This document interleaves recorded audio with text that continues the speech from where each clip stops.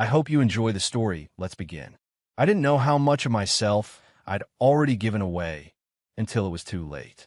It was still dark when I pulled into the driveway. The wind was cutting through my jacket, and my fingers were numb from patching the damn roof in freezing rain at 4 a.m. A slow drip had turned into a full leak, and I knew if I didn't fix it, the ceiling would cave in. So I climbed up after my night shift and handled it. Because that's what I do. I fix things.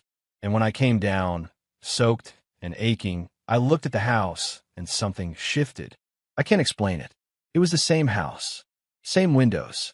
Same porch light flickering like it always did. But it felt wrong. Like I was staring at a picture of my life, and the colors were off. I went inside. Mallory was asleep, or pretending to be. Her back was turned. Her breathing was a little too steady. The air smelled like her perfume, and something else. I didn't say a word. I just dropped my keys, stepped out of my wet boots, and went straight to the shower. As hot water hit my shoulders, I stared at the tiles and thought, after everything I do for this house, this life, why do I feel like a stranger in it? That question didn't leave me. It clawed at my brain, and somewhere deep in my gut, I already knew whatever came after this moment wouldn't be peace.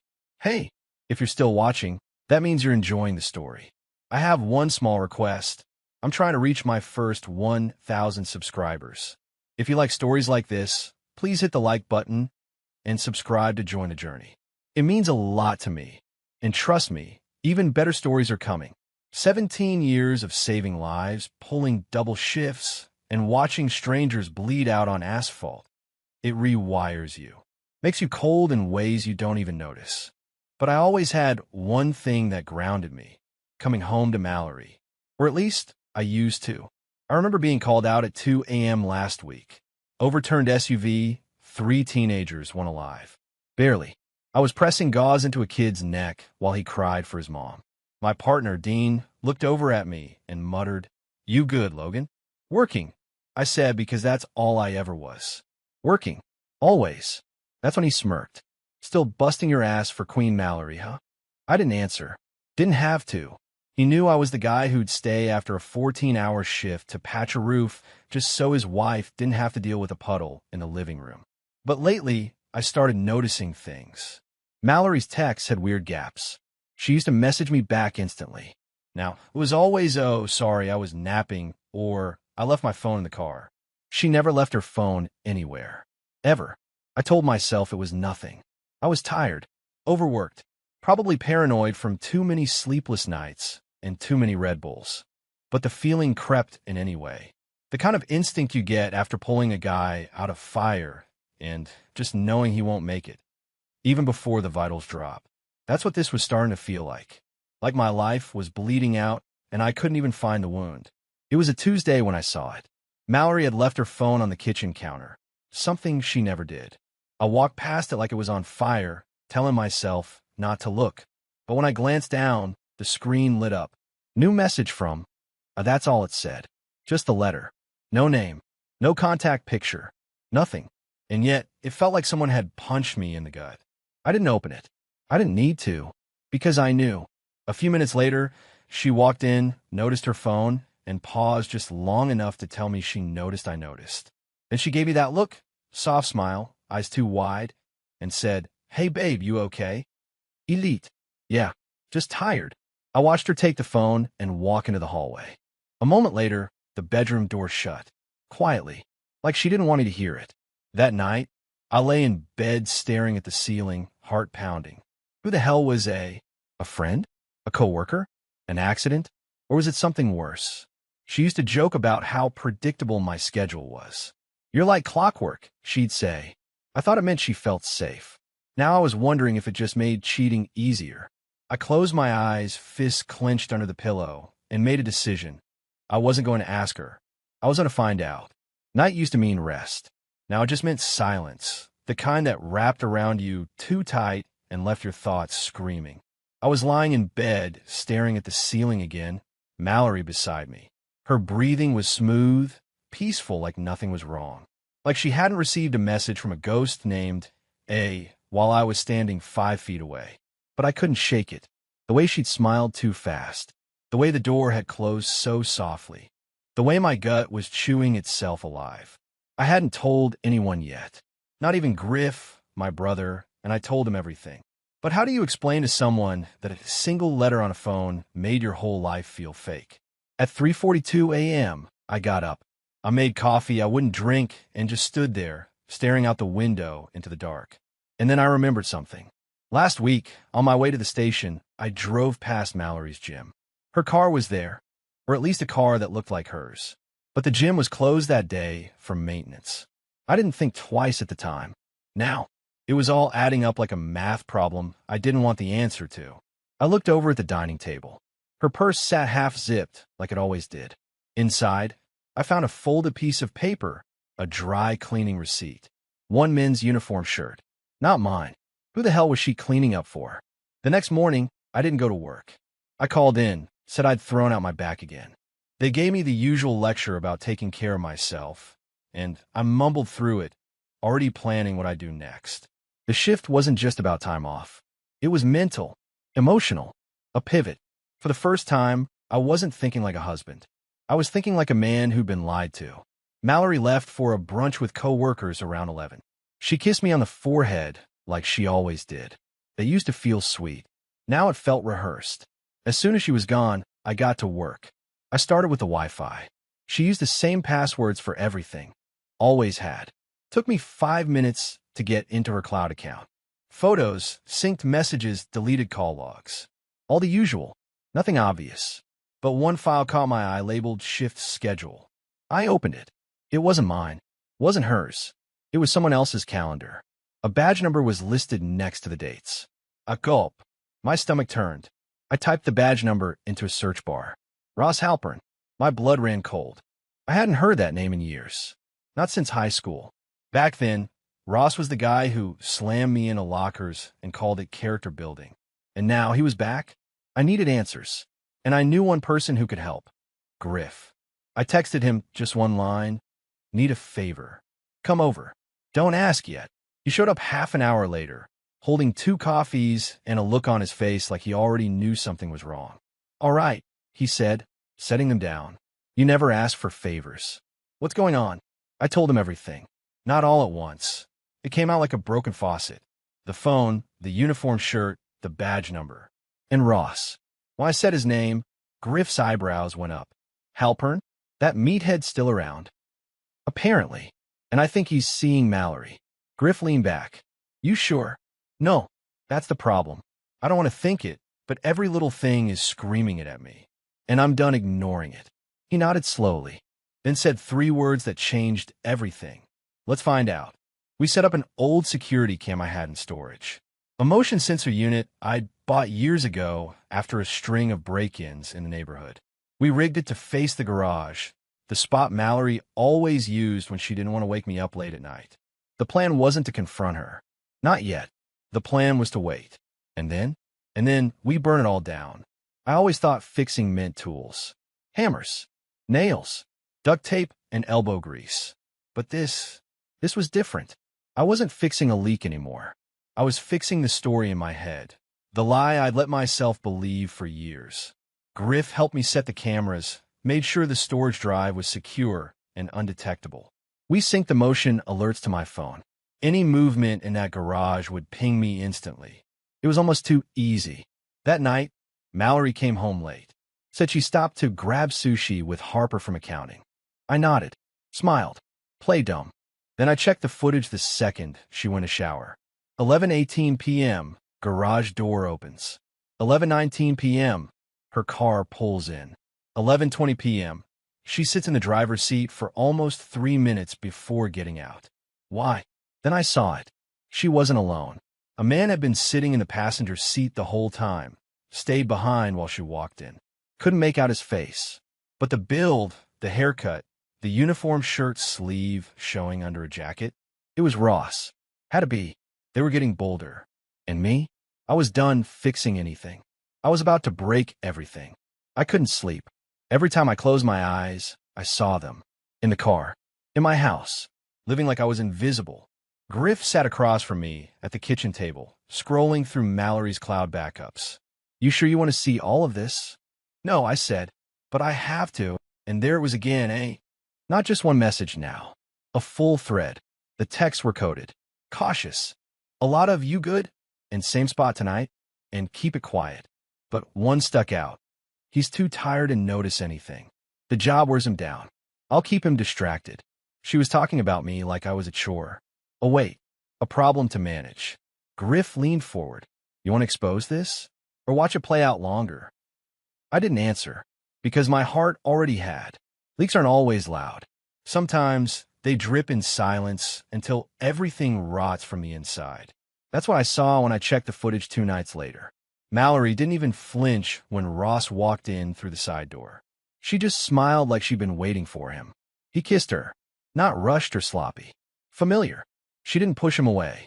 She pulled him closer. They laughed. And right there, something in me shut off. I've been killing myself trying to hold our life together. Holding bodies in the back of ambulances. Scraping my hands raw on shingles and nails. Patching leaks in our roof while she was down here creating new ones in our marriage. I paused the video. Looked right at the screen. At myself in the reflection. And now I'm looking at you. Yeah, you watching this. Right now. Let me ask you something. Where are you watching from? Seriously. What city are you in right now? Drop it in the comments. I want to know. Because maybe, just maybe, someone else out there's been through this too. And if you have, you know exactly how I feel.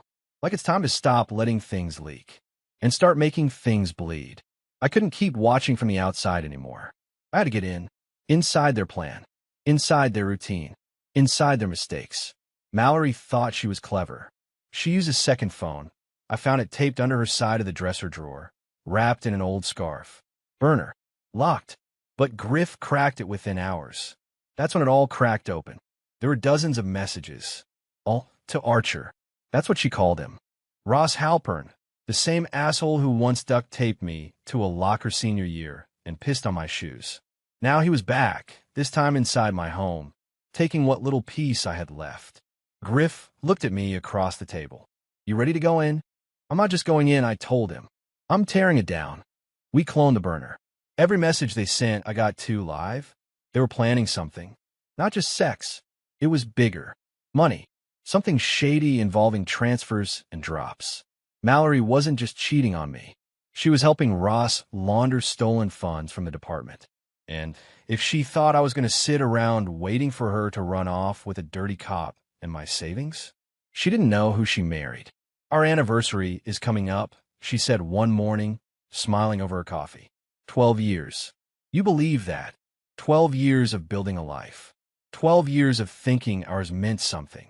Now, every time she said the word "our," it hit different. Our future. Our plans. Our house. The same house I was breaking my back for while she was rolling around in the garage with another man. I nodded, played along. Thinking about dinner plans? She smiled like nothing had changed. Maybe something quiet. Just us. Us. Our. She kept using those words like she still owned them.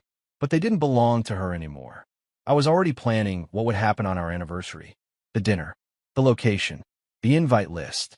Only thing missing? The truth. And soon, everyone would have a seat at the table for that. The irony hit me as I climbed the ladder. The same roof I'd nearly fallen off of fixing leaks. Now, I was using it to install a long-range camera. The view was perfect. Cover the backyard. The side entrance. The garage. Griff stood below, holding the base. Man, you sure you're not going too far? I tightened the screws. Not far enough. From up there, I could see everything. The place we used to barbecue in the summer. The swing I put up for her birthday. The window she used to wave from when I left for shifts.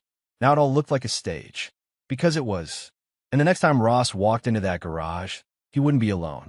He'd be starring a show he didn't know he was in. One with cameras, backup files, and a final scene already written. From the roof, I took one last look at the house I once called home. Then I whispered to myself, let's burn this act down. You ever stand at a line in your life, so sharp, you know crossing it means there's no going back? That's where I was, at the edge of something permanent. I sat in my truck outside Ross Halpern's gym. I watched him finish a workout, towel off, laugh with a buddy. He had no idea I was parked across the street, gripping the steering like it owed me money. I could have walked in, could have confronted him, could have cracked his smug face into the floor. But here's the thing. That's what he'd expect. He's the guy who feeds on reaction, rage, emotion. The kind of guy who wins when you lose control. And that's not who I am anymore. So I waited. Let him pass. Let him walk away. Because next time I see him, he won't know I'm coming. And he won't be able to stop it. Back at the house, Mallory was on the couch, watching TV, acting like nothing was happening. I walked past her like she was a stranger. Because at this point, that's all she was. It always seems to happen at 4 a.m. That's the time everything unravels. That's the time you feel the weight of your choices. That's the time Mallory always used to say I looked most haunted. And maybe I did. Because this morning, at 4:02 a.m., I watched the tape. The footage from the garage showed everything. Every touch, every word, every laugh. But one moment stood out. Mallory looked right into Ross's eyes and said, "He doesn't even know what's under his own roof." She said it like a joke. Ross laughed like he'd won. And I didn't even flinch.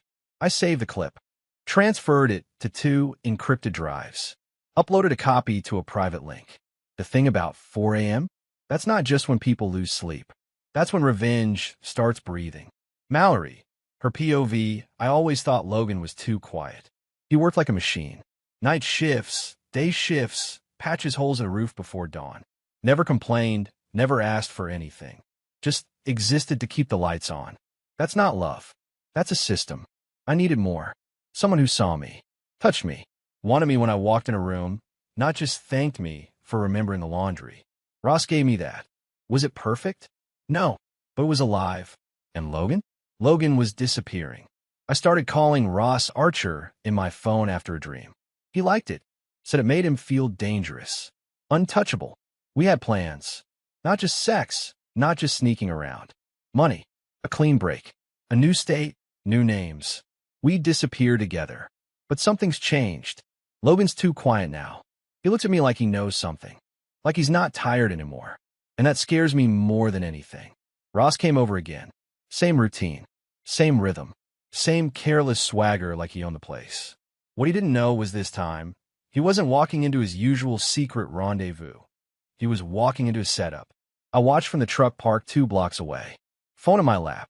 Live stream from the roof, cam showing everything in crisp detail.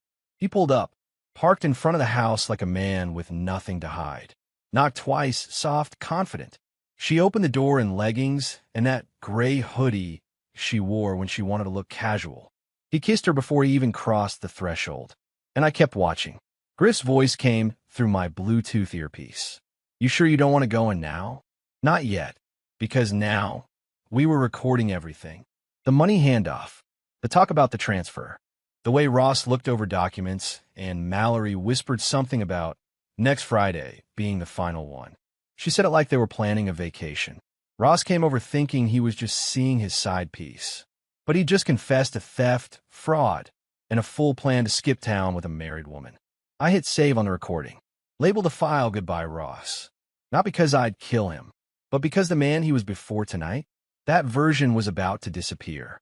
Cordelia Halpern didn't look like a woman falling apart. She looked controlled, straight-backed, crisp voice, cold eyes. I met her at a hardware store 3 days after I confirmed Ross was the guy in my garage. I used a fake name, Eric. Said I was getting paint for a house I was fixing up. She was looking at locks. She smiled, polite, distant.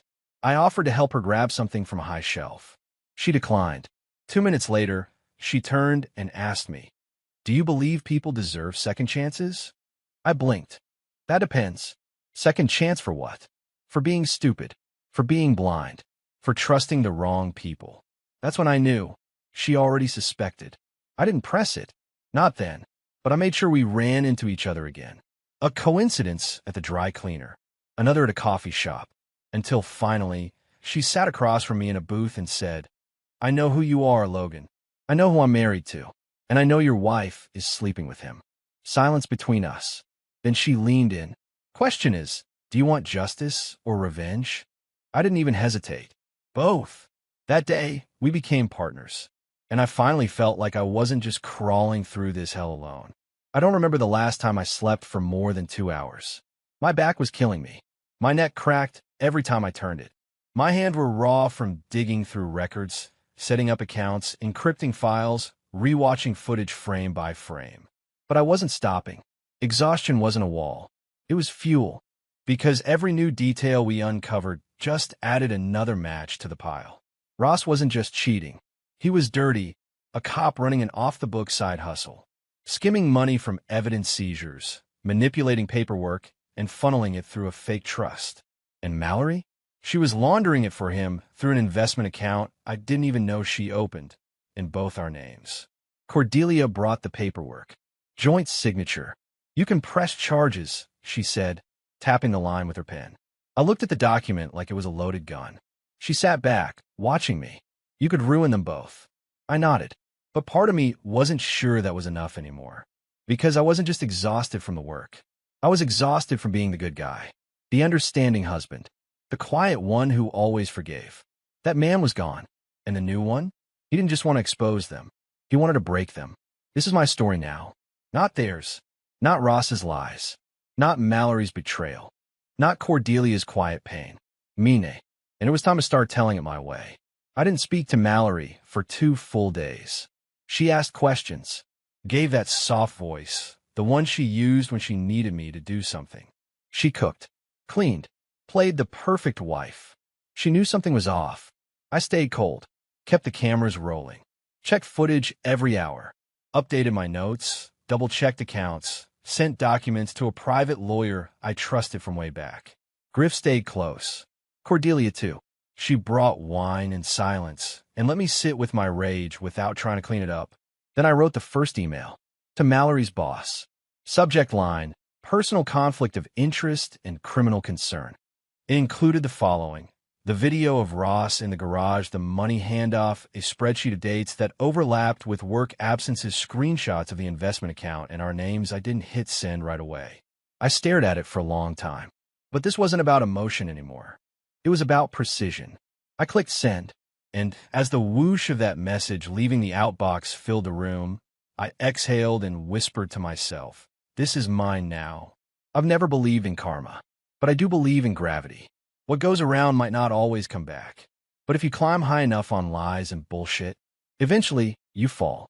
I used to think Ross was just a reckless cheater, a man caught in a bad spiral. But Cordelia had been digging deeper, and what she found made my blood run cold. This went way back. 10 years ago, Ross was accused of misconduct. Nothing stuck. He had friends in the department. His father was a decorated vet. He slipped through every crack like a ghost. But the complaints were all the same. Excessive force, taking things from evidence, blackmail. Now he was doing it again, only smarter. Using Mallory as the front. Using me as cover. Using Cordelia's family money without her even realizing it. And me? I was the quiet idiot fixing roofs and buying groceries while this son of a bitch tore through our lives.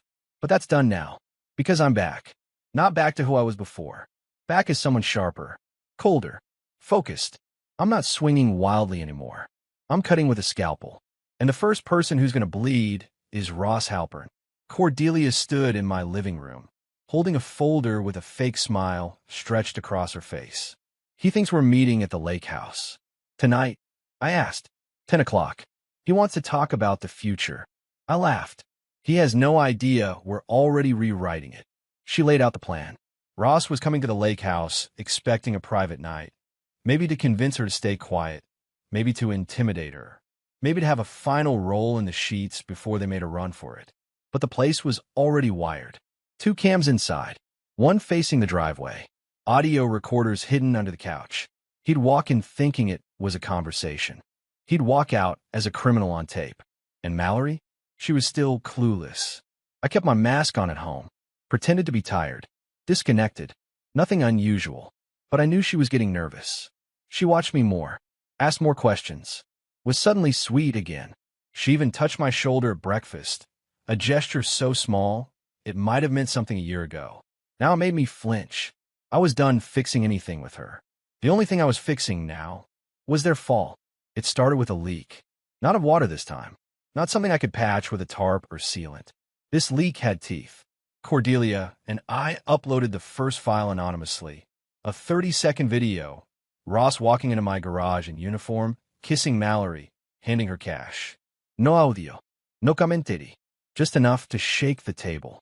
We posted it on a private Reddit forum that specialized in local corruption, knowing damn well it had spread. Within hours, it did. People love scandal, especially when it's wearing a badge and sleeping with another man's wife in his own damn house. The video was just a piece. Then came the emails, sent to Ross's precinct with more evidence attached. Internal theft, financial fraud, hidden accounts tied to his badge number. A list of suspicious traffic stops where evidence disappeared. Mallory was next. I sent her boss a copy of her messages with Ross. Not the dirty stuff, the planning. The fake client files. The shifts in the bank account. Her signatures on joint forms she never told me about. It was surgical. Not loud. Not dramatic. Just pressure. A slow leak that soaked through their perfect lives and rotted them from the inside. You can't control a leak once it starts. You think you can. You think it'll drip slow, one secret, one consequence at a time. But the thing about truth, once it hits air, it spreads like fire. By noon, Mallory's job had her on administrative leave. By 3, Ross's captain had requested a formal conversation. And by dinner time, my phone rang. Unknown number. I answered. A voice, shaken but calm. Logan Rourke? Yes. This is Lieutenant Gregor. We'd like you to come in for a statement. I smiled, because that meant someone had cracked. I didn't respond right away. Just listened to the silence. Sir, I'll be there in the morning, I said, and I'll bring everything. Griff called right after. You see the news? What news? Channel 9 just ran the garage footage. Someone leaked the source. It's out now. Whole town's talking. That wasn't us. That wasn't Cordelia, which meant someone else had gotten their hands on it, which meant someone else wanted blood. Ross was panicking. We saw it in the text Cordelia intercepted. The tone changed. No more flirt. No more cocky jokes. Just fear. We need to talk. It's bad. You said this was safe. Call me now. Mallory didn't answer at first. Then she finally replied, I'm handling it. Stick to the plan. But there was no plan anymore. They weren't two people sneaking around now. They were co-conspirators in a crime, and their stories were starting to separate. Cordelia sent me screenshots of bank activity. Ross had moved almost $14,000 out of their joint account without permission. Mallory was doing the same on our side, draining small amounts into a PayPal account labeled under her maiden name. They weren't planning to leave together anymore. They were planning to save themselves from each other. We were in now, not just watching, not just reacting, in the middle of their unraveling, feeding it, steering it. That night, I sat at the kitchen table across from Mallory. She asked if I want to go away for the weekend. Just us, she said, to reconnect. I looked at her for a long time. Then I smiled, nodded slowly, and said, sure. Sounds perfect, because the thing about being in, you get to choose where the final scene happens. And hers wouldn't end on a vacation. It would end in front of everyone. Mallory sat across from me at dinner like she still believed the word "our" meant something. Our marriage just needs time, she said softly, stirring her wine glass instead of drinking it. Our future can still be fixed. Our problems started when you became distant. I nodded, chewed slow, let her talk. She wasn't confessing. She was pitching. A rebrand. A desperate attempt to spin our past 12 years into a temporary glitch in the algorithm of love. But every time she said our, I heard lies. Our house. I bought it. Our savings. I built them. Our love. She sold it. She touched my hand. Let's go away this weekend. Just us. Clear our heads. I squeezed back. Yeah, that sounds perfect, because our weekend getaway was already booked. But it wasn't a cabin or a hotel. It was a community center, one I rented for a private dinner event with friends and family. A projector, a sound system, a guest list, and a folder titled, Our Truth. I stood on the roof again the night before the event. Same ladder, same cold air pressing on my spine. Same spot I once fixed a leak while the woman I loved let another man into our home. From up here, the house looked peaceful. Still, but it was fake. All of it. I stared at the garage for a long time, remembering the moment I saw Ross slip through that side door. His hand on her waist. The laugh. The way she whispered something like they were in a romantic movie, not a married man's property. Cordelia had spent the last 48 hours collecting final threads. Financial records, recorded calls, text logs, the stuff that would burn everything down. We sat side by side in her car the night before the reveal, listening to Ross's voice on speaker. "We need to disappear, Mal. We're not safe. I think he knows." He was right. I didn't know. And I wasn't just coming for him. I was pulling the entire roof down on both of them. At exactly 6:30 p.m., the lights dimmed in the community center. My friends were there. A few family members. Some co-workers. Cordelia sat near the back in black, quiet and unreadable. Mallory walked in smiling, until she saw who was in the room. Her smile dipped, came back shaky. "What's going on?" "Dinner," I said. "Celebrating us." I led her to the front. She sat. People clapped politely. I stood up by the screen, holding a remote. "Thanks for being here," I said into the mic. "Mallory and I have been through a lot. 12 years. So I wanted to show you all what our marriage really looks like." She stood up quickly. "Logan," I clicked the remote. The footage started. Ross, Mallory, garage, kissing, money exchange. Then the texts, bank transfers, screenshots of burner conversations, their plan to leave, her comments about me being too soft to notice, gasps, whispers. Someone dropped a fork. Mallory's face drained of color. "Stop it. Turn it off." I didn't, because this wasn't about sparing her. It was about showing them. All of them. What happens when you betray someone who gave you everything and stayed quiet for too long? And I said one final line before walking off that stage. This was never just about revenge. It was about truth. And it's not over. Chapter 28, 4 Uhr nachts, 4 Uhr nachts. That time again. I sat in the kitchen, still in the same button-up I wore to the reveal. Collar undone. Eyes red. Knuckles stiff from gripping the mic too tight. Mallory had left the event without a word. Not a single tear. Not a scream. Just silence. And that scared me more than anything. Because people like Mallory, they don't fold. They calculate. At 4:06 a.m., my phone buzzed. Unknown number. I answered. "Logan." It was her voice. Calm. Collected. "You think you ended me?" she said. I didn't respond. "I made one mistake. Falling for someone dumber than you. But I've still got cards to play. You were sloppy. You left everything wide open." "Yeah? So did you," she said. "Ask your bank how secure you feel right now." Click. She hung up. I stared at the phone, hands going cold. And then I checked. One of our old joint accounts, the one I forgot even existed, had been emptied. 15 grand. Gone. Transferred 2 days ago. At 4:01 a.m. Cordelia's POV, I watched Logan differently now. After the reveal, he was quiet. Not broken. Not even angry. Just still, like a man waiting for something to die. I asked him, "What are you thinking?" He looked out the window for a long time. Then said, "I think I've been lying to myself longer than she's been lying to me." I knew what he meant. When you love someone who's no longer real, it's like grieving a ghost. One that still walks, still speaks, still pretends. And I'd done it too. With Ross. I sat on our old couch 2 nights ago and read a message on his iPad he didn't know I'd cloned. He called Mallory a bonus. Said once they drained the last few accounts, she'd be handled. Handled. That word kept bouncing around my head. Ross wasn't just dirty. He was dangerous. And I couldn't just sit back and be Logan's support anymore. I needed to act. I needed to become the version of myself Ross never saw coming. Ross came back into town late. He was supposed to be suspended. Internal Affairs was looking into it. But that didn't stop him from slipping around like a cockroach with a badge. He showed up at my house just after sunset, knocking like nothing had changed. I didn't open. He knocked harder. "Cordelia, open the damn door." I turned on the recorder. His voice shifted from fake calm to cold venom. "You think this little circus with your boyfriend's video ruined me? You think I didn't see this coming?" Then a pause. "I know you leaked the files.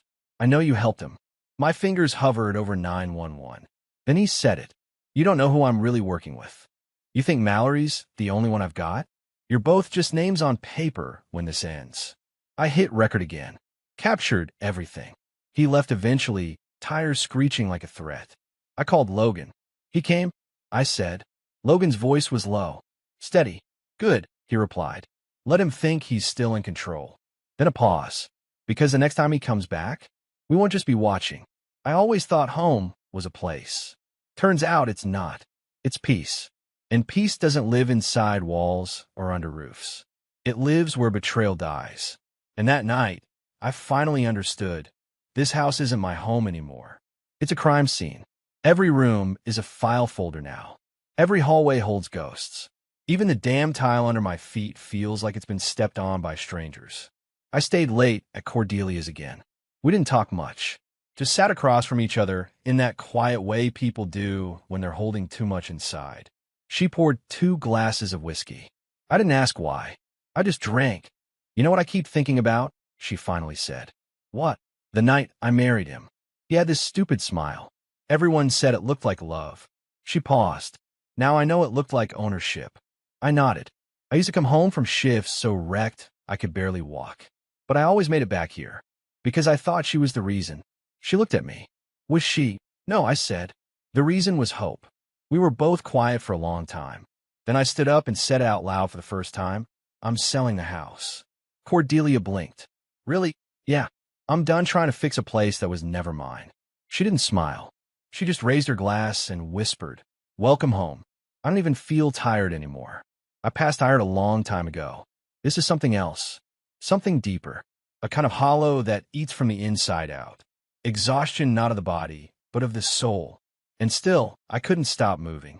I spent the day closing accounts, canceling credit cards, filing paperwork to freeze any assets tied to Mallory. Griff helped me gather the last digital evidence. Timestamps, cross-verifications, a full timeline of every transaction they tried to bury. Cordelia was finalizing her own moves. Her lawyer had issued the petition for divorce. She requested a forensic audit of all Ross's financial history, a move he wouldn't see coming until the subpoenas landed. But here's the thing no one tells you. Winning a war doesn't feel like a victory. It just feels like dragging yourself through mud until the screaming stops. I stared at the mirror that night and didn't recognize my own eyes. They looked darker, older, like I'd burned too much to get here. And for the first time, I asked myself if it was worth it. Had I become what I hated? Had I let their betrayal mutate me into a version of myself that couldn't come back? I sat on the edge of the bed, holding the last thing I still had from our wedding day, a cufflink. Just one. The other had gone missing years ago. Maybe that was the metaphor. She always had one half. But the other? That was still mine. And I had one final choice to make. Not about how to end this, but about who I wanted to be when it was over. I've always hated that word. My wife, my house, my mistake, because it makes you believe something belongs to you, even when it doesn't, even when it never did. But this time, I used it differently. My story, my rules, my ending. Cordelia and I had one last meeting before the final push. We sat in her lawyer's office, watching as document after document was printed, signed, stamped, notarized. It was happening. Ross and Mallory had no idea how far we'd taken it. Through a source at the precinct, we found out Ross was being called in for questioning about financial discrepancies in an old drug bust report. Internal Affairs had already opened a file. Mallory's employer already suspended her pending further review. But this wasn't about destroying them anymore. This was about taking my life back. I filed for full control over all shared accounts. I changed every password, locked down the mortgage access, even shut off her cell phone line. A small detail, but one I enjoyed more than I should have. I also changed my emergency contact. For 12 years, it had been her. Now it was no one, and it felt clean, like scrubbing blood from your hands in water that finally runs clear. Later that night, I sat in my truck outside the old house one last time. Lights off. Rain starting to tap on the windshield. I didn't cry. I didn't smile. I just whispered. It was never yours. It was always mine. And now I'm done. You ever feel like the past just won't stay buried? Like no matter how far you drag yourself out of it, it always finds a way to come back? That's what happened 2 nights after I filed the final round of evidence against Ross and Mallory. I was sitting at Cordelia's, half asleep, half drunk, when someone pounded on the front door like they were trying to break it in. She jumped. I grabbed the bat from beside the couch. I opened the door slowly, and there he was. Ross. Drunk. Slurring. Eyes wide and bloodshot. You think this is over? He growled. You think you can bury me? You don't know who I'm working with. Cordelia stepped forward. Leave, Ross, or I call the police. He laughed. Call them. I'll be out before you hang up. You think they care about you? Then he looked at me. Logan, you want to feel like a man again? You think turning me in gives you balls? I didn't move. Just stared. Quiet. You took her from me, he hissed. You took everything. I stepped closer. No. You handed it all over. I just put it on tape. That hit. He snapped. Tried to shove me, sloppy, off balance. I pushed him back hard, and he stumbled down the porch steps, landing in the grass. Cordelia already had 911 on the line. Ross sat there, panting, drenched in rain. You don't get to win, he barked, pointing up at me. Guys like us don't win. No, I said. Guys like you don't. He was still there when the cops came, screaming about setups and conspiracies, telling them we forged it all, that she was lying, that I was lying. But none of it mattered now, because the truth was back. And this time, it brought handcuffs. Silence. That's what came after the cops took Ross. No rage. No cheers. No closure. Just quiet. Not the peaceful kind, the kind that feels like a storm holding its breath. Cordelia stood at the window for hours, arms folded, watching the street like someone was still coming. I sat on her couch, flipping through a file we didn't need anymore. The evidence was all logged. The bank records, the camera footage, the text threads. It was over. At least his part was. But something still felt unfinished. You know that feeling when a movie fades to black too early? Like there's one more scene left that someone cut? That's what this felt like. Mallory hadn't reacted yet. She hadn't called, hadn't texted. No lawyers, no triads, no players. Just silence. Do you think she's hiding? Cordelia asked, not looking away from the glass. No, I said. She's watching. Waiting for what? To make her next move. Because Mallory never played defense. She was a survivor. And survivors don't fall apart quietly. They calculate.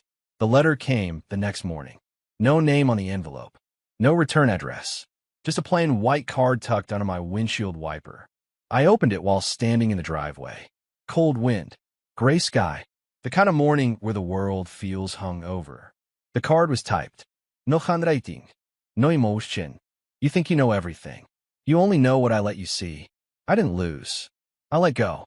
And if you think you came out clean, you should double-check your own record. My blood turned cold. Inside was a printed screenshot, a bank transfer from my account, a private savings I thought was untouched. The transfer had happened 2 weeks ago, before the garage tape dropped, before I even started the reveal. I hadn't made it. Mallory had. And, somehow, it was signed with my digital credentials. I checked my phone, my laptop, my password manager. All normal. Then I remembered. The night she offered me a glass of wine. The one I barely touched. The one that made me dizzy. She tucked me in, kissed my forehead, said she was glad we were finding our way again. That night, she logged into my accounts, used my thumbprint, and moved the money. Cordelia read the letter over my shoulder. She's not done.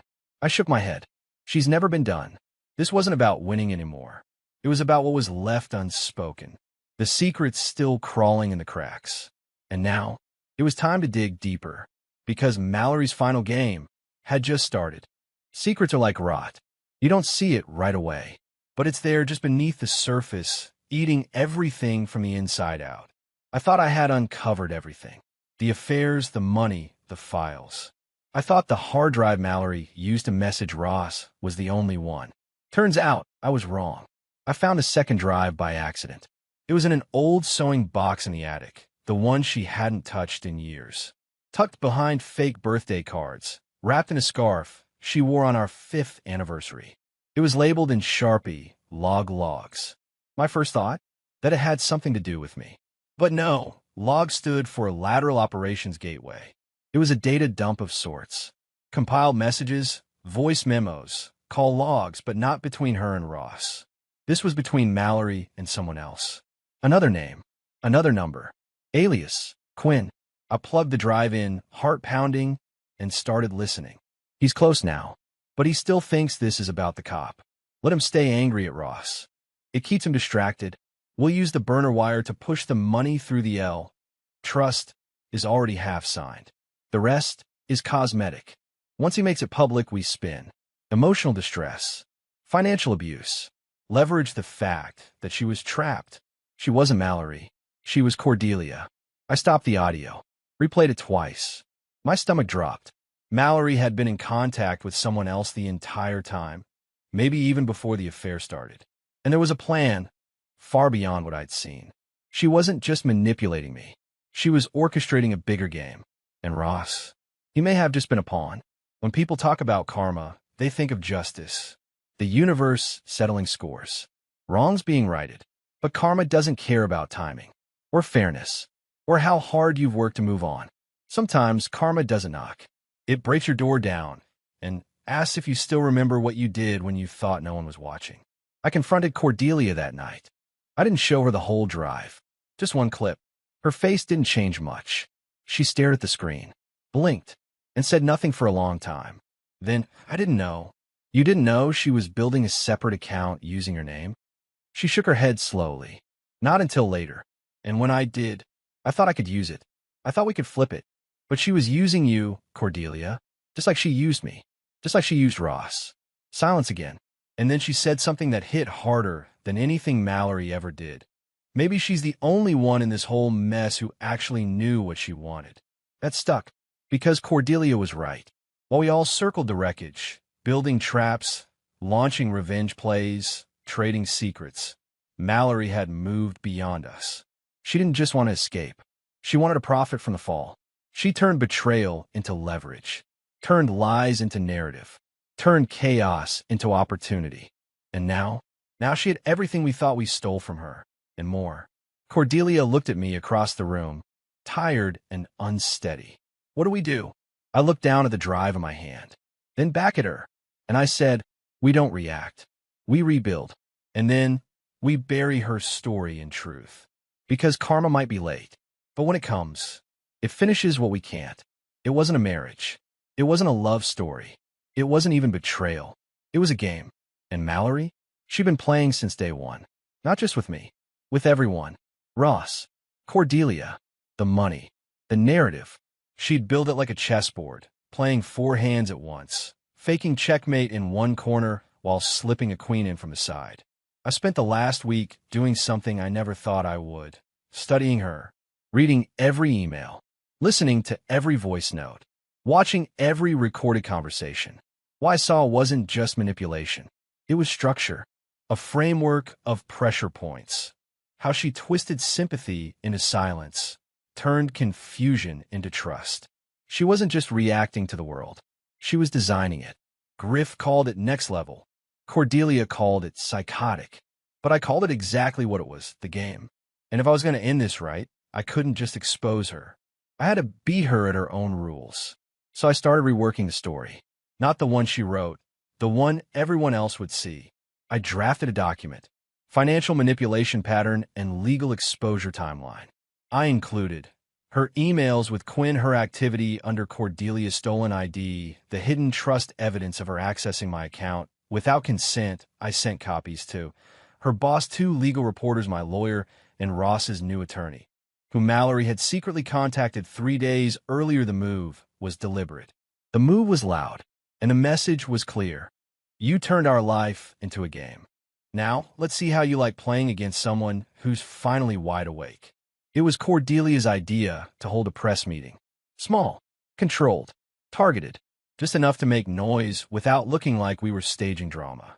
You want strategy? She said. You hit the pockets and the image. That's how you hurt people like her. She was right. Mallory had been trying to reshape the narrative since the garage video dropped. She'd spoken to a podcast host. She gave a vague written statement to a lifestyle blog, claiming emotional isolation and quiet abuse. The twist? She didn't name me directly. She didn't need to. She was painting a blank figure and letting people connect the dots. So we flipped it. At the press meet, Cordelia and I sat down with a former journalist we trusted, someone who'd seen what power games did to people. We told the truth, documented, timelined, and bulletproof. We didn't cry. We didn't rant. We showed receipts. financial fraud tied to her, and Ross identity misuse under Cordelia's name, hidden offshore accounts, coordinated planning before the affair even began, and we ended it with one simple sentence. This wasn't about heartbreak. It was about power, and we're reclaiming ours. That line hit harder than any tape ever could. By the end of the day, the local news picked it up, and by the next morning, Mallory's little rebrand as a misunderstood wife started crumbling. Public comments turned. Supporters backed off. The law circled tighter. But this wasn't the finish line. This was positioning. This was strategy. And the end game was next. The old rules were simple. Stay quiet. Work hard. Don't cause problems. Be the good husband. Be the stable one. Let things go. Fix what breaks. But none of those rules protected me. They just turned me into a background character in my own life. So I started writing new ones. Cordelia called it therapy through fire. She wasn't wrong. I had a list taped above my desk. A short one. No more apologies for being angry. Silence doesn't mean peace.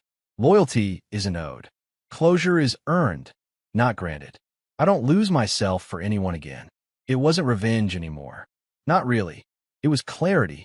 Ross's trial was being prepped. Obstruction, financial misconduct, and department-level corruption. His lawyer reached out and offered a deal. He'd testify against Mallory if we dropped one of the pending charges. I didn't even blink. No. Let them burn together or burn separately. Either way, I wasn't giving anyone a shortcut. Meanwhile, Mallory tried to reach out through a mutual friend. Said she wanted to clear the air privately. I didn't answer. There would be no backdoor meetings. No quietkin fistchins. No second chances. That version of me was gone. These were the new rules now, and I didn't break them for anyone. I never thought I'd say this, but I wasn't sure what winning looked like anymore. The wreckage was still everywhere. Ross was facing time. Mallory had a lawyer scrambling to hold her narrative together. Her job was gone. Her image shot. Her bank accounts under freeze. But me? I was free. And, at the same time, completely untethered. Freedom sounds great, until you realize how empty it can feel when no one's left in the room. Cordelia and I went for a walk the morning after the final news dropped. No reporters. No cameras. Just two people who'd both had their lives torn apart and stitched back together with shaky hands. I got an offer, she said, kicking at a rock on the path. Yeah. Firm in Atlanta. Wants me to take on a corporate ethics case. Start over. Fresh. I nodded. You taking it? She shrugged. Feels like a choice between silence and noise. I'm tired of both. We sat on a bench and just existed for a while. Then she turned to me and said something I wasn't ready for. You can start over, Logan. You can build something clean now. But you have to decide, are you leaving this story behind or carrying it with you? That hit deep, because I didn't know. Was this going to be the thing that followed me everywhere? Defined every future move? Or was it just a scar, ugly, but no longer bleeding? I looked out at the trees, the wind cutting sharp and honest through my coat. And I said the only thing that felt true, I don't know yet. But for once, the choice is mine. It didn't come with a grand moment. There was no sunrise that fixed it all.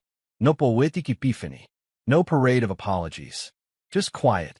The day after Ross and Mallory were officially indicted, I sat alone in the kitchen of a rental house 3 neighborhoods away. Nothing fancy. Small, neutral walls, barely furnished. But it had a window that caught the morning light just right. I made coffee. Black. Same mug I'd always used. But this time, I wasn't sipping it to stay awake through a double shift. I wasn't using it to hold back exhaustion from fixing a leaking roof at 4 a.m. I wasn't drinking it so I could face a wife who'd been sleeping with someone else behind my back. I was just drinking coffee. No lies in the room. No one to pretend for. No noise. And in that silence, for the first time in months, maybe years, I felt something I couldn't name at first. Then it hit me. Peace. Not happiness. Not victory. Just stillness. The kind you earn when you stop chasing things that were never yours to begin with. I went for a walk. Didn't check my phone. Didn't look over my shoulder. I didn't think about Mallory. Or Ross. Or what came next. I just listened to my own footsteps. And for once, that was enough. It's strange how you can feel freedom and grief in the same breath. I walked into the courtroom 2 days later to give my final testimony. Mallory was already seated, hair done, new blazer, but the glow was gone. No smagnis, no esmirk, just a woman sitting in a chair she couldn't lie her way out of. We didn't make eye contact. I took the stand, told the truth. Again, calm, clear, clean. When I stepped down, the judge asked if I had anything to say, not as evidence, but as closure. I nodded, turned to Mallory. You once told me I was predictable, a man of habits, a man who didn't pay attention. You were right, but you mistook silence for weakness, and you mistook kindness for permission. I loved you, not perfectly, but truly, and you turned that into something rotten. So I want you to know, I'm not angry anymore. I'm not hurt. I'm not even interested. I'm free.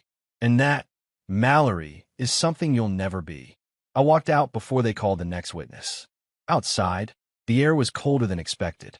Cordelia waited by the car, arms crossed, her expression unreadable.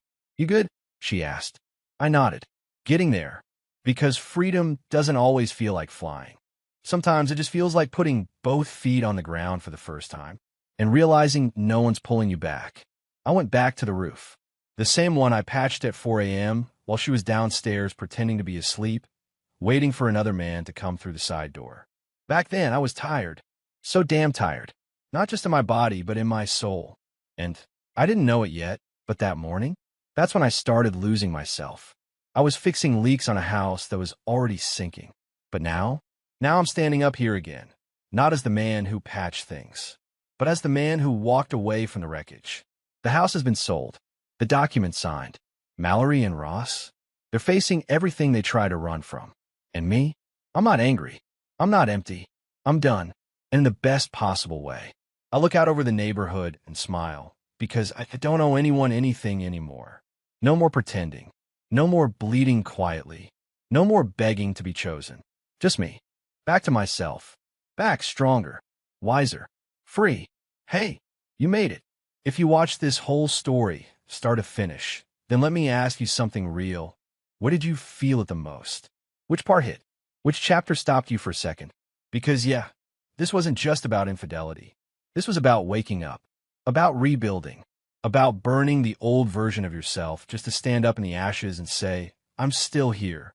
So if that hit you, if you felt even one moment of damn, I know what that's like, then do me a favor, tap the like, hit the subscribe, and tap the bell icon.